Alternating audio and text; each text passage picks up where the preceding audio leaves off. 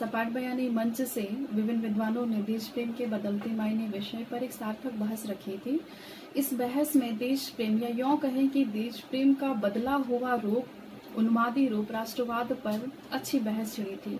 मेरे लिए देश प्रेम हमेशा से ही देश के प्रति ईमानदार भावनाएं हैं, वैसे ही ईमानदार भावनाएं जैसे व्यक्ति का अपनी माँ के प्रति होता है। लेकिन वर्तमान में देशभक्ति के नाम पर, देश प्रेम के नाम पर एक अराजकता पूरे देश में व्याप्त है, जिसके कारण निरंतर लोकतंत्र और संविधान की हत्या की जा रही है। भारत जैसे विविधता प्रधान देश में आपसी सौहार्द, भाईचारा और मानवता को बचाए रखने की सफलता ही देश प्रेम है वास्तव में। लेकिन जहां आपको प्रतिदिन अपने देशभक्ति को प्रमाणित करने की जरूरत पड़े, देशभक्ति को प्रमाणित करने के लिए जय घोष करना पड़े, और ऐसा जय घोष जो आपके भीतर देश के प्रति उत्साह, प्रेम उत्पन्न न करे बल्कि आपके भीतर आतंक पैदा करे, वहां देशभक्ति के बदलते मायने को देखना, समझना आवश्यक हो जाता है। देशभक्ति आपके दैनिक जीवन में नजर आने वाली चीज नहीं है। यह तब नजर आता है जब देश पर कोई संकट आता है। यह आपके भीतर हमेशा से मौजूद होता है। लेकिन ऐसा समय आ जाए जहां आपको प्रतिदिन आपके देशभक्ति को टटोलना पड़े, आपकी देशभक्ति को प्रमाणित करना पड़े, अपनी मिट्टी के प्रति आपके प्रेम और लगाव को प्रमाणित करना पड़े, और प्रमाणित न कर पाने या चूक जाने पर राजद्रोह का आरोप लगे, तो वहां देशभक्ति बाधित अवश्य होती है। वर्तमान समय में यह दौर ऐसा आ गया है कि तुलसी की इन पंक्तियों को धड़ल्ले से प्रयोग किया जाता है, भय बिना हुई न प्रीति। तो ये सोचने वाली बात है कि क्या भय और प्रीति दोनों एक जगह रह सकती है, एक जगह हो सकती है। संभवतः तुलसी ने अपनी भक्ति के लिए इस पंक्ति का प्रयोग किया हो, भक्ति ईश्वर के प्रति। लेकिन जिस मिट्टी में, जिस वतन में हम रहते हैं, उसके प्रति ईश्वरीय भक्ति की आवश्यकता नहीं है, बल्कि अपनेपन, और जैसा कि मैंने कहा कि माँ के प्रति जो प्रेम होता है, उस तरह के प्रेम की आवश्यकता होती है आपको अपने वतन के प्रति। वहाँ भय की आवश्यकता नहीं होती है। और जहाँ आपको देशभक्ति को प्रमाणित करने के लिए भय का प्रयोग करना पड़े, तो वह गांधी का देश नहीं हो सकता है। वह केवल और केवल हिटलर और मुसोलिनी का ही देश हो सकता है। और यह जो परिकल्पना, राष्ट्रवाद की परिकल्पना, देशभक्त का एक चोला ओढ़कर पूरे देश में व्याप्त है, लोगों को गुमराह किए जा रहा है, यह हम कहेंगे कि सिर्फ और सिर्फ फांसीवादी मानसिकता का ही परिणाम है। इसके अतिरिक्त इसे हम देशभक्ति का नाम दे करके लोगों को गुमराह करना बंद कर दें, क्योंकि ऐसी देशभक्ति ज्यादा दिन नहीं टिक सकती है, और ऐसी देशभक्ति सिर्फ और सिर्फ देश का नाश कर सकती है। नमस्कार, मैं बैरकपुर वेस्ली हिंदुस्तानी हाई स्कूल का हेडमास्टर देश प्रेम के बदलते मायने पर अपना विचार पेश कर रहा हूँ। अंग्रेजों से आज़ादी के पूर्व तक उनकी दास्ता से मुक्त होना ही देश प्रेम का अर्थ था। आज़ादी के बाद देश प्रेम का अर्थ मूलतः स्वतंत्रता संग्राम में शामिल लोगों को याद करना, शहीदों को श्रद्धांजलि देना तक रहा।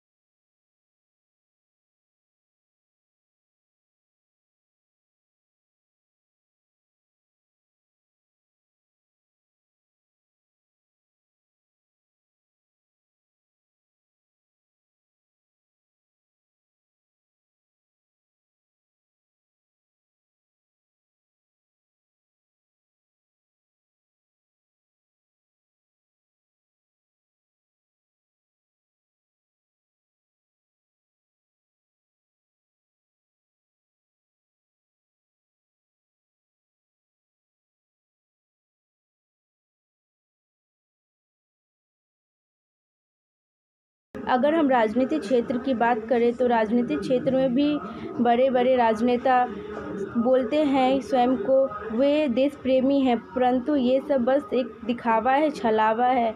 देश प्रेमी कहने से देश प्रेमी नहीं बनते हैं। सच्चा देश प्रेम तो हमें ब्रिटिश शासनकाल में देखने को मिलती है, जब हजारों लोगों ने अपने जान कुर्बान कर दिए थे देश की आज़ादी के लिए, देश को स्वतंत्र करवाने के लिए। उस समय का देश प्रेम साबित करने के लिए अपने जान और फांसी तक चढ़ना पड़ता था। ये उस समय की कसौटी थी। क्या इस वर्तमान समय में ये संभव है? नहीं। वर्तमान समय में देश प्रेम की भावना लुप्त सी नज़र होती आ रही है। देश की युवा पीढ़ी में खासकर ये भावना बहुत कम देखने को मिलती है। देश की युवा पीढ़ी स्वयं में इतने सीमित हो चुके हैं कि उन्हें देश के प्रति सोचने का ध्यान भी नहीं आता है, ना ही वो किसी चीज़ में, किसी आंदोलन या किसी में भागीदारी निभाते हैं। देश के लिए अपने जान तक उन्हें देना मंजूर नहीं है। अगर हम मीडिया की बात करें, वर्तमान समय में मीडिया भी उसी की बातें करते हैं जो सत्ता में स्थापित हो। मीडिया भी बिक चुकी है। मीडिया भी अपने स्वयं के भावना को व्यक्त नहीं करती। वे भी किसी के दबाव में आकर उनके कही गई बातों को अपने न्यूज़ द्वारा। आजकल लोग इतने स्वार्थी हो चुके हैं कि वे उन सामाजिक भेदभाव और सामाजिक, राजनीतिक, आर्थिक सभी क्षेत्रों में वे अपनी भागीदारी नहीं निभाना चाहते हैं। देश प्रेम पर आज स्वार्थ हावी हो चुका है। कुछ बुद्धिजीवी वर्ग स्वयं को देश प्रेमी कहते हैं, पर वे धर्म के नाम पर लोगों में भेद फैलाते हैं, लोगों को बांटने का प्रयास करते हैं और देश में दंगे फसाद आदि को फैलाना चाहते हैं, अशांति फैलाना चाहते हैं। अंत में मैं यही कहना चाहती हूँ कि आखिरकार हम लोग ऐसा क्या करें जो अब देश की युवा पीढ़ी को देश प्रेम के लिए जागृत कर सके, देश प्रेम उनके हृदय में फिर से जगाया जा सके। हमें कुछ तो प्रयास करना चाहिए कि उनके मन में फिर से देश प्रेम की भावना जागृत हो। इस वर्तमान समय में क्या है देश प्रेम की कसौटी? क्या हम देश प्रेम को हम अब खतरे में माने? क्योंकि देश प्रेम अब हमें खतरे में ही नज़र आ रही है। धन्यवाद। ही देशद्रोही मान लिए जाएं। उदाहरण के तौर पर किम जोंग उन को देखा जा सकता है। सत्य, मानवता और न्याय आदि की तरह देश प्रेम कोई यूनिवर्सल वैल्यू नहीं है।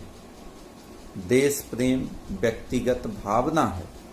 भावना या भावुकता में जब इंसान गोती लगा रहा होता है तब वह तथ्य और तर्क से काम नहीं लेता। उसकी भावना को भड़काया जा सकता है।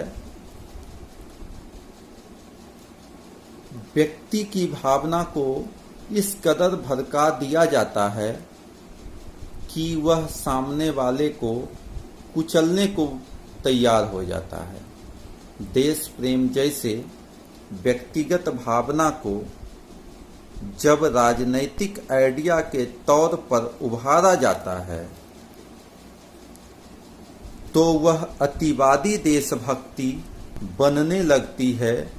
किम जोंग उन भी देशभक्त है और कश्मीरी आतंकवादी भी देशभक्त हैं और चीन की सेना भी। कश्मीरी आतंकवादी पाकिस्तान के लिए देशभक्त हैं, उनको देशभक्त के नाम पर ही भेजा जाता है। चीन की सेना को देशभक्ति के नाम पर ही भारत की जगह को अपने कब्जे में लेने के लिए भेजा जाता है और चीन की सेना की जो नीति है वह विस्तारवाद की नीति दरअसल चीन की सेना की नीति नहीं बल्कि उसके आकाओं की नीति है। इसी तरह किम जोंग उन अपनी सत्ता को कायम रखने के लिए देश प्रेम की भावना को भड़काता है।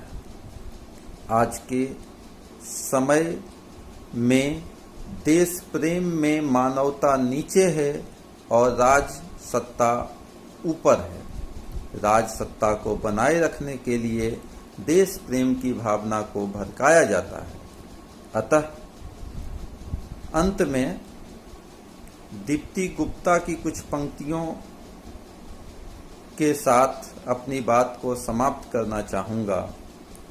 उनकी पंक्तियां हैं, देश प्रेम के मायने कलयुग में बेमानी है, हिंसा और हाहाकार, दिखावे की जय जयकार, इस दल से उस दल में अदला बदली का संसार, तू मैं की भरमार, सर्वधर्म समन्वय हुआ बेकार, सुख शांति का बंटाधार। नमस्कार। उन्नति के लिए कार्य करना, पर आज देश में ऐसे अनेक तत्व हैं जो इस तरह की सोच पनपने से भटकाती है। आज देश में ऐसे अनेक लोग हैं जो कानून तोड़ते हैं, संविधान का अपमान करते हैं और उनके हित के खिलाफ सोचते हैं, परंतु सफेद कपड़ा पहनकर सच्चे देशभक्त होने के दावा करने से पीछे नहीं हटते। आज हमें इस दिखावेपन से ऊपर उठना होगा, सही अर्थ में देशभक्ति को समझना होगा। जिस प्रकार चंद्रशेखर आजाद ने हमें सही अर्थों में देश प्रेम को समझाया, ठीक उसी प्रकार हमें आने वाली पीढ़ी के लिए ऐसे कार्य करने होंगे। हमें देश ने क्या दिया यह सोच छोड़ हमने देश के लिए क्या किया यह सोच को अपनानी होगी। प्रेम स्वफूर्त उत्पन्न होता है, यह किसी के दबाव में उत्पन्न नहीं होता है।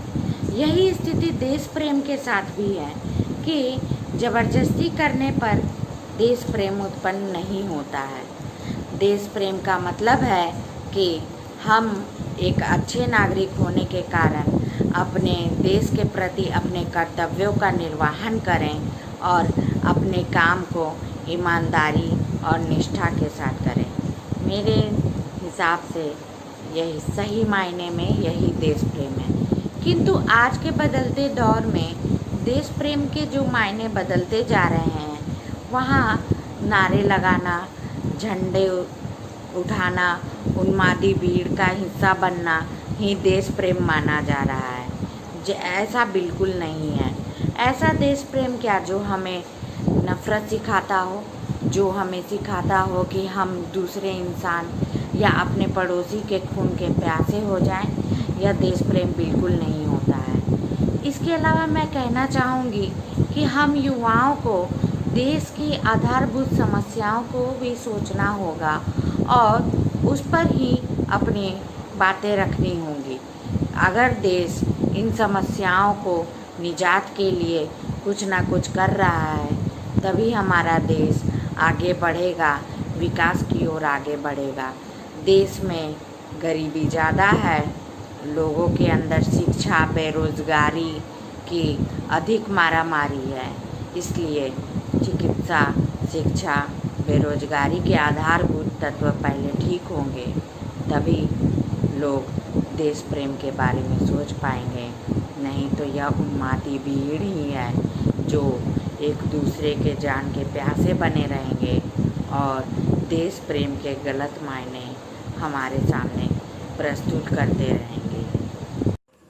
देश प्रेम केवल उस दिन दिखाई देता है लोगों के अंदर, उस दिन ही हमारे सामने आता है जिस दिन हमारा देश 15 अगस्त हो या फिर 26 जनवरी हो या फिर कुछ घटनाएं ऐसी हो जाए। उस दिन लोग FM, TV, radio, home theatre के द्वारा हाई साउंड में गाने बजाकर देश प्रेम की भावना को अपने दिखाते हैं लोग। देश प्रेम केवल यहीं तक सीमित हो गई है। आज के लिए देश प्रेम केवल दिखावटी ढोंग रह गई है।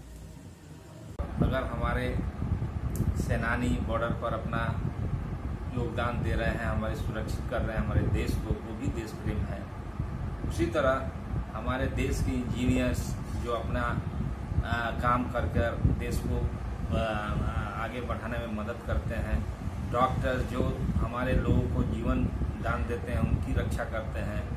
उसी तरह हमारे जो फार्मर्स हैं, जो हमारे देश के लिए अन्न उपजाते हैं असंख्य लोगों के लिए, वो भी उनकी सेवा है। हमारे उद्यमी जो नाना प्रकार के चीज़ों का उत्पादन करते हैं हमारे देशवासियों के लिए, वो भी उनका योगदान है देश प्रेम का। हमारे स्वीपर, हमारे जो सफाई कर्मचारी हैं, वो भी जो हमारे स्वच्छता के स्वच्छ रखने का भागीदार है, वो भी देश प्रेम उनका झलकता है।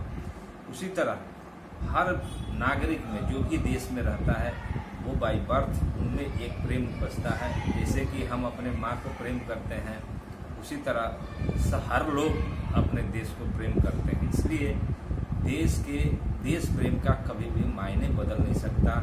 सिर्फ इसका रूप और तरीका अलग अलग हो सकता है, लेकिन प्रेम एक ही होता है और हर लोग, हर नागरिक अपने देश को प्रेम करते हैं। मायने वर्तमान स्थिति में देश प्रेम की स्थिति कैसी है?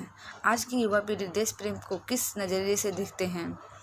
आज के स्वतंत्रता दिवस हो या गणतंत्रता दिवस का मतलब ध्वजारोहण, एक दिन की छुट्टी, टीवी और एफएम पर दिन भर चलने वाले गीत बनकर ही रह गए हैं। और ज़्यादा देशभक्ति दिखानी है तो सोशल मीडिया, व्हाट्सएप हो, फेसबुक हो, इंस्टा पर देशभक्ति के गीत लगा देते हैं, व्हाट्सएप पे स्टेटस लगा देते हैं, और ज़्यादा है तो प्रोफाइल पिक पर देश के झंडे लगा देते हैं। देशभक्ति तब दिखाई देती है जब भारत और पाकिस्तान का क्रिकेट मैच होता है। अगर भारत जीत जाए तो दिन रात पटाखे जलाते हैं, और भारत हार जाता है तो क्रिकेटरों की शामत आ जाती है। आज देशभक्ति केवल सोशल मीडिया तक ही सिमट कर रह गई है। देश प्रेम में झंडा फहराना है, स्वतंत्रता दिवस, गणतंत्रता दिवस को झंडा फहराना है, दोस्तों में मिठाई बांटनी है, बस देश प्रेम खत्म। देश प्रेम आज सरकारी छुट्टी जैसी बनकर रह गई है। सरकारी छुट्टी रविवार जैसे बनकर रह गई है। जैसे रविवार को लोग खाते पीते एंजॉय करते हैं, वैसे ही 15 अगस्त हो या 26 जनवरी को भी लोग खाते पीते लोगों में मिठाइयाँ बांटते हैं और ख़त्म कर देते हैं। आज का 15 अगस्त और 26 जनवरी केवल कुछ दिन के लिए नहीं बल्कि कुछ घंटों, एक दिन के तक ही सीमित है। लोगों को जवान जो शहीद हुए उनकी और सिपाहियों की और दिन याद नहीं आती है, केवल 26 जनवरी और 15 अगस्त को ही वो उन्हें याद करते हैं। और दिन उन्हें 15 अगस्त देश से कुछ मतलब नहीं रहता है, केवल उनके अंदर देश प्रेम की भक्ति 15 अगस्त और 26 जनवरी को उनके अंदर जगती है, और वो अपने भक्ति को फेसबुक के जरिए, व्हाट्सएप के जरिए 2-4 लाइन लिखकर पोस्ट करते हैं, वहीं तक उनकी देशभक्ति दिखाई देती है। बदलते समय के साथ देश प्रेम की परिभाषा भी बदल रही है। आज देश प्रेम कोई आत्मीय वस्तु नहीं रहा, बल्कि इसे प्रदर्शन का माध्यम बनाया जा रहा है। सत्ता और उसके तमाम मीडिया संस्थानों द्वारा इस तरह का सेंटिमेंट तैयार करने का प्रयास हो रहा है कि जो व्यक्ति भी हमसे डिसएग्री करता है वो देश प्रेमी नहीं है। आखिर ये देश प्रेम की कौन सी परिभाषा गढ़ी जा रही है? भला सत्ता की बातों से सहमत न होना देश प्रेम का पैमाना कैसे हो गया? क्या सत्ता की हाँ में हाँ मिलाना ज़रूरी है? क्या हमारे देश प्रेम के मूल्य इन्हीं चापलूसियों पर केंद्रित रहकर साबित किए जा सकते हैं? असल में ये एक षड्यंत्र है सत्ता का, अपनी नाकामियों पर पर्दा डालने के लिए, जनता का ध्यान मूल मुद्दों से भटकाने के लिए। जनता education, health, employment, infrastructure development, किसानों की आत्महत्या, मजदूरों की बदहाली से जुड़ा सवाल ना पूछे, और यदि पूछती है तो देशद्रोही साबित हो जाती है। सवाल यही है कि आखिर ये कौन सा सेंटिमेंट तैयार करने का प्रयास हो रहा है? हमारा देश प्रेम का आधार टॉलरेंस, इंटेलेक्चुअल सुपीरियरिटी रहा है, और यही हमारे लोकतंत्र की खूबी भी है कि यहाँ हर उस व्यक्ति, वर्ग, मजहब को स्वीकार किया गया है जिसका जुड़ाव इस मिट्टी से है। उसका मत सत्ता पक्ष से डिफर हो सकता है, पर वो भला देशद्रोही कैसे हो गया? मेरा मानना है कि वो व्यक्ति, हर वो व्यक्ति जो इस मिट्टी में जन्मा है, उसे यदि अपने समाज, अपने मोहल्ले से प्रेम है, यदि वो अपने आस पड़ोस के कुछ एक बच्चों के भविष्य को लेकर ही सही यदि चिंतित है, उनके स्कूल कॉलेज का फीस यदि वो भर देता है, तो वो सच्चा देश प्रेमी है। क्योंकि यही बच्चे तो आगे जाकर हमारे देश के भविष्य निर्माता बनेंगे। हमारा असली नेशनलिज्म हमें नफ़रत कराना नहीं सिखाता, जैसा कि आजकल फैशन में है। आजकल हो ये रहा है कि हर वो आदमी जो आपसे किसी बात पर सहमत नहीं है, आप उससे कितना नफ़रत कर सकते हैं, ये हमारे देश प्रेम का पैमाना बन रहा है। अरे हमारा देश प्रेम तो हमारी रग रग में है, वो कभी जा ही नहीं सकता। कोई व्यक्ति यदि हमारे समाज की कमियों की ओर हमारा ध्यान दिलाता है, जनता की भलाई से जुड़े हुए मुद्दों को यदि वो उठाता है, अपने गांव बस्ती के कुछ एक परिवारों, कुछ एक बच्चों की बेहतरी के लिए काम कर रहा है, तो वही सच्ची देशभक्ति है, ऐसा मेरा मानना है।